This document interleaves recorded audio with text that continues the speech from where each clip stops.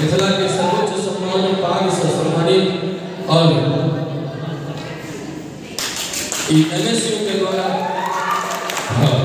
पीला गमछा और दरभंगा महोत्सव के सम्मान दीक्षित आप चलिए प्रिंस रैप सुनिए। सबसे पहले 100 गोटा का नाम हम संदेश करते हैं। बोल मेरा भाई तेरा क्या हाल चाल, बोल मेरा भाई तेरा क्या हाल चाल, मिलाओ से आनंद के पार बोल मेरा भाई तेरा क्या हाल चाल, मिथिला का लड़का मैं पूरा बता ले, बोल मेरा भाई तेरा क्या हाल चाल, मिलाओ से आनंद के पार हमर जान की हमर पहचान जखना है हमर गाना है विजय तूफान कफान में गजल दुहना पर कपार पर ये दुआरे निराले ये के को संडोल बाबूजी करने जाके बेटा पहले काम कर छुपका के प्यार में तू बड़ा के प्रणाम कर गली में जो पूरा गली के जान कर बस काम कर ए स्टूडेंट्स नाइस